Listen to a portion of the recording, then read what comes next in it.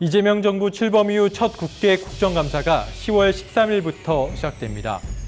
국감은 국회가 행정부 운영을 감시 비판하는 장이기 때문에 일반적으로 야당의 무대로 꼽히는데요. 하지만 이재명 정부가 출범한 지 4개월밖에 안 됐다는 점에서 야당이 정부를 향해 화력을 쏟아붓기에 공격 포인트가 마땅치 않다는 지적도 나옵니다. 오히려 내란 재판이 이어지고 있는 상황에서 정부를 향한 국민의힘의 공세가 자칫 자살골이 될 가능성이 있는데요. 그럼에도 국민의힘은 최근 여권의 악재가 될 만한 내용을 중심으로 공세를 펼 것으로 보입니다. 그러나 호락호락 당할 민주당도 아니죠. 과반 의석을 앞세워 전임 정부 때리기에 나설 전망입니다. 2025년 국감 이슈를 중심으로 내용 짚어보겠습니다. 첫 번째 키워드는 조의대입니다. 올해 국감에서 가장 화제가 될 만한 이슈 하나를 고른다면 조의대 대법원장을 꼽겠습니다. 민주당은 9월 30일 이른바 조의대 청문회가 사실상 빈손으로 끝나면서 10월 13일 예정된 대법원 국정감사를 조의대 청문회에 준하는 자리로 삼겠다는 입장입니다. 또 10월 15일에 한 차례 더 대법원에 대한 국정감사도 실시할 계획인데요. 그야말로 이번 국감을 조의대 대법원장과 관련된 의혹을 파헤치기 위한 자리로 만들겠다는 게 여당의 생각입니다. 반대로 국민의힘은 조의대 대법원장 지키기에 나섭니다. 조 대법원장 사퇴를 압박하는 민주당에 맞서겠다는 것인데요. 조 대법원장에 대한 민주당의 사퇴 압박을 3건 분립 훼손으로 맞받아칠 것으로 보입니다. 여기에 한 가지 더 큰 이슈가 있습니다. 민주당 주도로 추진되고 있는 내란 전담 재판부인데요. 법사위 국감 결과에 따라서 내란 재판부에 대한 국민적 여론의 향방이 결정될 것으로 보입니다. 그만큼 이번 국감에서 중요한 자리가 바로 법사위에서 펼쳐집니다. 추미애 법사위원장과 나경원 의원의 불꽃 튀는 공방도 눈여겨볼 부분입니다. 두 번째 키워드는 김현지입니다. 국감을 앞두고 이재명 대통령의 최측근으로 알려진 김현지 제1부속실장의 국회 출석 문제가 뜨거운 감자로 떠오르며 국감의 주요 이슈로 부각될 것으로 보입니다. 국민의힘은 김현지 실장이 출생지와 출신 학교 등 신상 정보가 알려지지 않은 숨겨진 실세라는 점과 이 대통령의 측근 인사 문제인 만큼 대여 공세를 집중해 국감 이슈로 부각한다는 방침입니다. 특히 김 실장이 총무비서관에서 제1부속실장으로 자리를 옮긴 데 대해 국정감사 회피형 꼼수 인사라며 공세 수위를 높일 전망입니다.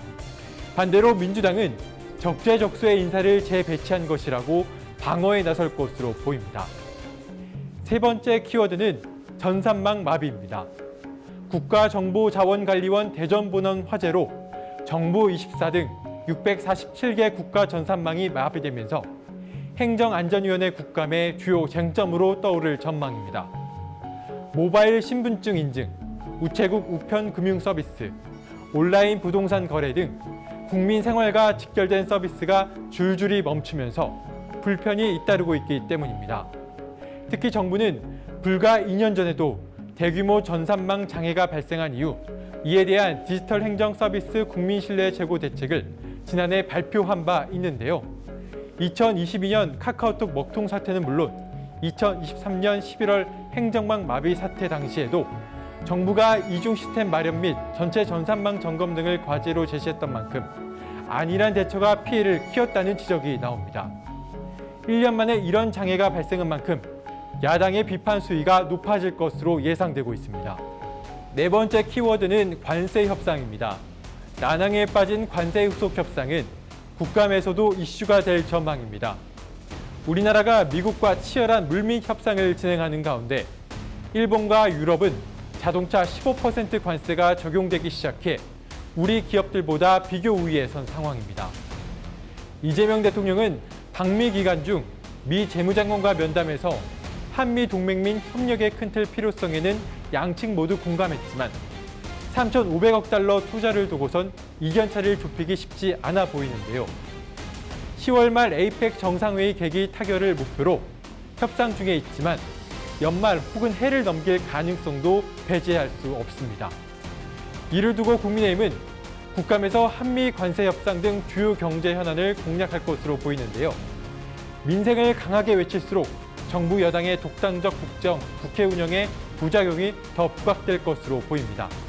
그러면서 동시에 정책 대안을 제시함으로써 민생 정당의 면모를 부각하겠다는 계획입니다. 다섯 번째 키워드는 조직 개편입니다. 국회 법제사법위원회와 과학기술정보방송통신위원회에선 이재명 정부 출범 후 진행된 정부 조직 개편을 두고 여야 간 충돌이 벌어질 것으로 전망됩니다. 법사위에선 검찰청 폐지를 둘러싸고 여야 간 대립이 극에 달할 것으로 보이고, 과방위에선 방송통신위원회 폐지, 방송미디어통신위원회 출범에 대한 여야 설전이 벌어질 것으로 예상됩니다. 국회 기획재정위원회에서도 기획재정부 분리 개편에 대해 여야 간 의견이 엇갈릴 것으로 보입니다.